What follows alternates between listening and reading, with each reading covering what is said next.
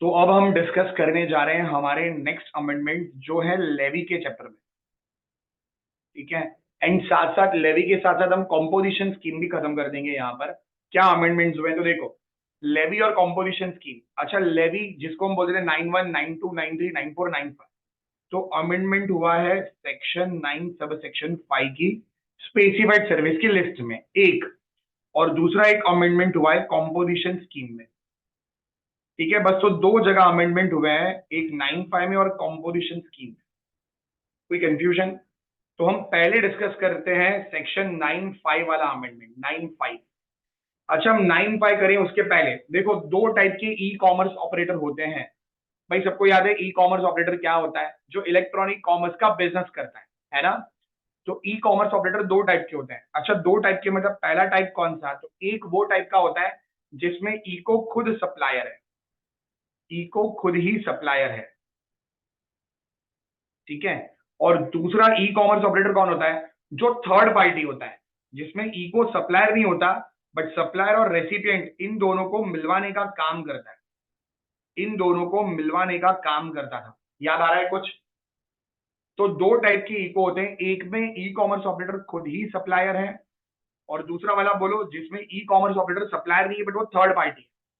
ठीक है। अब ये वाला जो था, ये वाला तो सिंपल है, इसमें तो हमेशा एफसीएम आता है। ठीक है।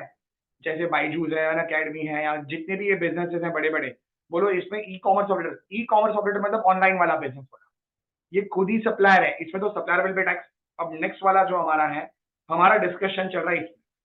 अब यहां पर है ना, क्या इको थर्ड पार्टी है? अब यहां पर जो है ई कॉमर्स ऑपरेटर दो टाइप के, दो टाइप के।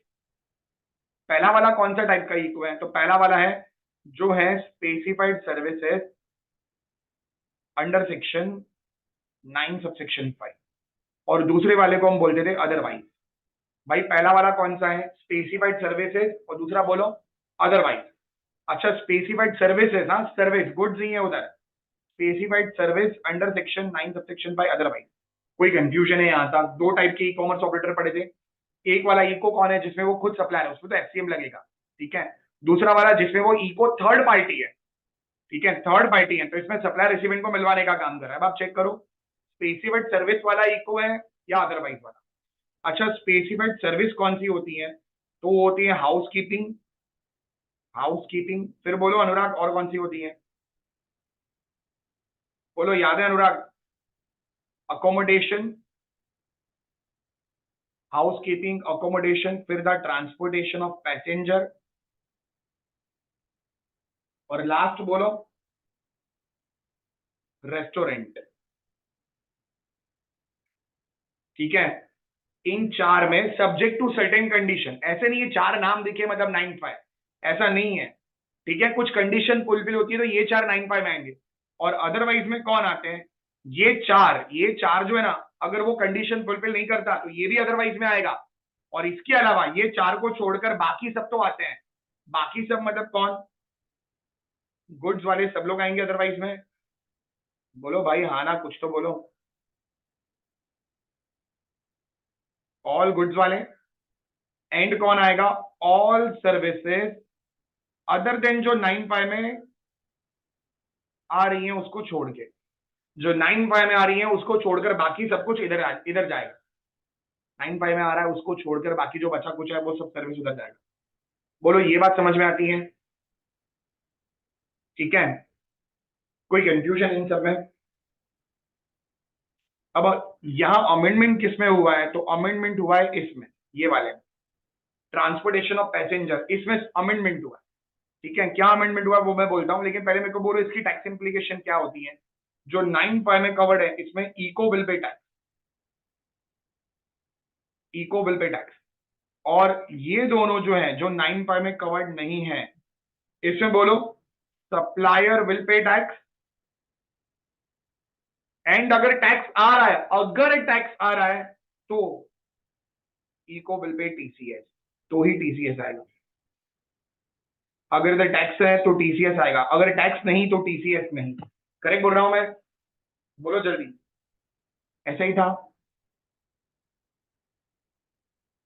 देख लो जल्दी से। सबको ये सब याद आ गया वापस? तो हमारे पास दो टाइप के ई कॉमर्स ऑपरेटर थे, एक वाला जिसमें वो खुद सप्लायर है, इको बिल पे टैक्स, ठीक है, मतलब FCM, supplier will pay tax. अच्छा, थर्ड पार्टी है तो आप चेक करो, 95 वाला है तो इको बिल पे टैक्स, याद है इको बिल पे 95, उसमें क्या रूल था, अगर उसका फिजिकल प्रेजेंस नहीं है तो रिप्रेजेंटेटिव, अगर रिप्रेजेंटेटिव नहीं है तो अपॉइंटेड पर्सन, ये सारी बातें इसमें लिखी थी। जो लोग इधर नहीं आते उसके केस में supplier will pay tax and ECO will pay TC है अंडर सेक्शन 52। बोलो कोई कंफ्यूजन? अब अब आप पूछोगे सर ये house keeping, accommodation, transportation, restaurant, इसमें और क्या क्या देखना है? तो देखो ये चार में खाली नाम नहीं देखना है, उसके अलावा और भी बहुत कुछ देखना है। तो क्या है, तो चलो हम देखते हैं एग्जैक्टली क्या लिखा है। ठीक है, ये तो मैंने बोल दिया था, अब ये देखो हाउस कीपिंग अकोमोडेशन, भाई अमेंडमेंट किधर हुआ है? अमेंडमेंट इसमें हुआ है, इसमें, ये दोनों में कोई अमेंडमेंट नहीं हुआ है। ठीक है, तो देखो house keeping, accommodation, transportation and restaurant वाला, ठीक है, हम इसको हेटर भी बोलते थे बहुत बारी। अब हाउस कीपिंग वाला, हाउस कीपिंग एंड अकोमोडेशन, इसमें आप चेक करो क्या सप्लायर लायबल फॉर रजिस्ट्रेशन था? उस केस में बोलो supplier will pay tax. Supplier बड़ा आदमी है, इसका टर्नओवर एक्सीड कर गया, सप्लायर विल पे टैक्स। अगर सप्लायर लायबल नहीं है, छोटा आदमी है, गरीब आदमी है, बोलो 95 लगेगा। याद आ रहा है ये कुछ? और रेस्टोरेंट में भी कोई चेंज नहीं है। अगर आपकी रेस्टोरेंट जो है, अगर आपकी रेस्टोरेंट वो लोकेटेड है किसी होटल के अंदर, मतलब एक होटल है, होटल, और होटल के नीचे नीचे इधर रेस्टोरेंट है, और अब होटल का रूम का रेंट जो है 7,500 से ज्यादा है, 7,500 से ज्यादा, तो ये जो रेस्टोरेंट है इसमें supplier that is restaurant will pay tax. ये समझ में आता है? Restaurant located in a hotel and tariff 7,500 से ज्यादा है, एक दिन का एक रूम का, वो रूम कोई भी हो, कोई एक रूम का भी रहा ना तो भी गया वो सप्लायर विल पे टैक्स, वरना वो 95 में कवर होता था। भाई सबको याद आ रहा है, इसमें कोई अमेंडमेंट नहीं है। अब सुनो अमेंडमेंट किधर है। ट्रांसपोर्टेशन ऑफ पैसेंजर, अगर आपको याद हो मैंने आपको बोला था ट्रांसपोर्टेशन ऑफ पैसेंजर, ये वाला ऑलवेज 95 में कवर्ड है, ऑलवेज, याद है? और मैं ओला रिक्शा का एग्जांपल लिया करता था, रिक्शा वाला बोलो ड्राइवर टैक्स नहीं देगा, ओला बिल पे टैक्स। अब यहां हो गया है अमेंडमेंट। क्या अमेंडमेंट हुआ है? तो आप चेक करो ट्रांसपोर्टेशन ऑफ पैसेंजर, तुम कैसे जा रहे हो, ओमनी बस से या अदरवाइज, ओमनी बस या अदरवाइज आप कैसे जा रहे हो वो चेक करना। ठीक है, ओमनी बस या अदरवाइज, ये देखो ये पहले ट्रांसपोर्टेशन में ऐसा लिखा था और अब यहाँ पर ये लिख दिया गया है। ठीक है, एक्सक्लूडिंग ओमनी बस, और ओमनी बस की कहानी अलग लिखी। कोई कंफ्यूजन किसी को यहां तक? ठीक है, ये एग्जैक्टली अमेंडमेंट हुआ। देखो ओमनी बस या अदरवाइज, मैं बोलता हूँ ओमनी बस क्या होती है, जिसमें कुछ 13 से ज्यादा लोग बैठ सकते हैं। एक सेकंड में डेफिनेशन देख लेता हूँ, उसको क्या कहते थे हम, ओमनी बस। ठीक है, तो मेरे को बोलना एच और ए में तो कोई अमेंडमेंट नहीं हुआ, एच और ए में जो है कोई अमेंडमेंट नहीं हुआ। ठीक है, और आर जो है उसमें भी कोई अमेंडमेंट नहीं हुआ। तो अमेंडमेंट हुआ किधर है, टी वाले में। ये देखो ओमनी बस, जिसमें अच्छा मोर देन 6 पैसेंजर, जिसमें 6 लोगों से ज्यादा अप्रूव्ड कैपेसिटी, वो भी एक्सक्लूडिंग ड्राइवर, हाँ एक्सक्लूडिंग ड्राइवर, तो उसको क्या बोलते हैं, ओमनी बस। अंडरस्टूड? ठीक है, तो चेक करना ओमनी बस है। अगर ओमनी बस है भाई, इको का फॉर्मूला याद है, सप्लायर रेसिपिएंट इको। अगर सप्लायर कंपनी है तो एफसीएम लगेगा, 95 में कवर्ड नहीं है। बोलो understood? Supplier will pay tax. And अगर सप्लायर कंपनी नहीं है, अदर्स है, ठीक है, या फिर वो ओमनी बस ही नहीं है, कुछ और है अदर देन ओमनी बस, ठीक है, जैसे रिक्शा है, तो बोलो ये दोनों तो अभी भी 95 में कवर्ड है। आपको ये अमेंडमेंट समझ में आया ओमनी बस वाला? ओमनी प्लस ओमनी बस plus supplier is a company, तो सप्लायर विल पे टैक्स। और अगर ओमनी बस में सप्लायर कंपनी नहीं है, या फिर बोलो अदर देन ओमनी बस व्हीकल है, तो ये एक और ये दो सप्लायर अदर, ये दो सिचुएशन 95 में कवर्ड होंगी। ECO will pay tax, representative अगर नहीं है तो, और अपॉइंटेड पर्सन अगर रिप्रेजेंटेटिव नहीं है। भाई अंडरस्टूड ये पूरा? देख लो ये 95 वाला। अच्छा तो एक बात बोलना, ये 95 में जा रहा है क्या? नहीं। ये 95 में जा रहा है? नहीं। ये 95 में जा रहा है? नहीं। ये एक, ये दो और ये तीन, ये तीनों भी 95 में नहीं जा रहे हैं, जबकि हेटर है फिर भी नहीं, तो बोलो ये तीनों किधर जाएंगे, otherwise. Supplier will pay tax and ECO will pay TC है। भाई तुमको क्लियर है ये पूरा? अंडरस्टूड? देखो मेरा फोकस खाली ट्रांसपोर्टेशन पर था, ये सब एक्सप्लेन करने पर नहीं, मैं खाली अमेंडमेंट एक्सप्लेन कर रहा हूं। Understood everyone? बोलो जल्दी। और इसमें दूसरा अमेंडमेंट हुआ है कॉम्पोजिशन स्कीम। भाई तुमको याद है 2 टाइप की कॉम्पोजिशन स्कीम थी, ठीक है, 2 टाइप की कॉम्पोजिशन स्कीम थी, 10(1), 10(2) है, वो सब पढ़ा था हमने। और आपको बोला था 4 काम नहीं करने हैं। बोलो, assessee is not engaged in making the following supply. आपको नॉन लेविएबल सप्लाई नहीं करना था, इंटरस्टेट नहीं करना था, मैन्युफैक्चरिंग ऑफ टोबैको, आइसक्रीम, पान मसाला, वो सब नहीं करना था, aerated water, bricks and tiles. याद आ रहा है कुछ? और वहां चौथा क्या था? आपको सप्लाई थ्रू इको नहीं करना था, इको के थ्रू सप्लाई नहीं करना था। अब यहां हो गया अमेंडमेंट। बोलो क्या अमेंडमेंट है? अगर आप सप्लाई थ्रू इको कर रहे हो, ठीक है, supply of goods through ECO, and अगर आप सेम चीज कर रहे हो सप्लाई ऑफ, बोलो बोलो भाई अनुराग, दूसरा क्या हो सकता है? सप्लाई ऑफ, एक हो गया गुड्स, दूसरा क्या होगा अनुराग?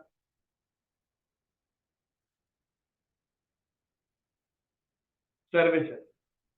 Supply of goods and supply of services. अब बोलो, पहले क्या था? अगर आप इको के थ्रू लिस्टिंग कराओगे, बड़ा आदमी है तू, तेरे को कंपोजिशन स्कीम मिलेगी ही नहीं। याद आ रहा है? पहले ऐसा था, पहले ऐसा था, मैं अभी नहीं बोल रहा हूं। लेकिन अब देखो, गुड्स की इंडस्ट्री वाले थे ना, गुड्स की इंडस्ट्री वाले, उन लोगों ने रिक्वेस्ट करी गवर्नमेंट को कि सर, अगर हम गुड्स वाले लोग इको पर लिस्टिंग करा देते हैं, इको पर, तो आप कहते हो कंपल्सरी रजिस्ट्रेशन करो, हम आपको कंपोजिशन स्कीम नहीं देंगे, प्लीज हमको कंसिडर करो। और Modi ji make in India लेकर आए, बोलो गुड्स की इंडस्ट्री को प्रमोट करना चाहते हैं, गुड्स वालों को बेनिफिट देना चाहते हैं मोदी जी। तो बोल दिया, अगर गुड्स के थ्रू कर रहे हो, गुड्स इको के थ्रू सप्लाई कर रहे हो, मिलेगी कंपोजिशन स्कीम, ठीक है, कंपोजिशन स्कीम मिलेगी। इवन इसके रजिस्ट्रेशन में भी अमेंडमेंट है जो हम अलग से डिस्कस करेंगे, वहां पर हम इसको इंटरलिंक कर देंगे, ठीक है। कोई कंफ्यूजन? और इसके रिलेटेड टीसीएस भी हैं, तो हम टीसीएस, रजिस्ट्रेशन और ये कंपोजिशन स्कीम सब एक साथ टीसीएस के साथ साथ डिस्कशन करेंगे।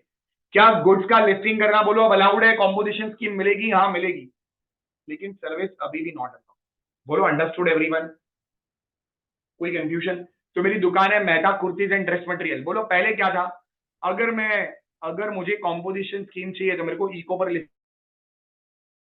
दूंगा, करा दिया मैंने, तो बोलो कंपोजिशन स्कीम ली हुई है तो ऑप्ट आउट करना पड़ता था, याद है आपको?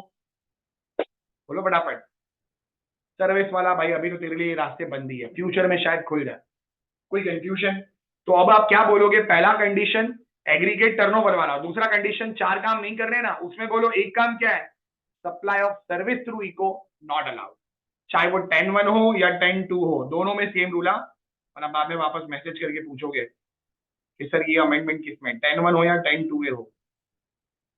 अच्छा, ये अमेंडमेंट है ना, आपको अमेंडमेंट बुक में नहीं मिलेगा, आईसीआई का जो May 24 का मॉड्यूल है ना, उसके एंड में मिलेगा। कॉम्पोजिशन स्कीम जिधर खत्म होता है ना, वहां एक्सरसाइज है, एक्सरसाइज के बाद मिलेगा। अंडरस्टूड? कोई कंफ्यूजन भाई किसी को?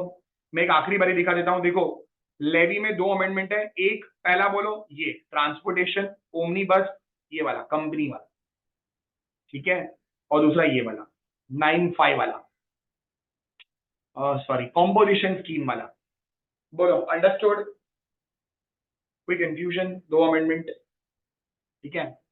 तो मिलते हैं हम नेक्स्ट वीडियोस में बाकी अमेंडमेंट्स के साथ। Thank you very much.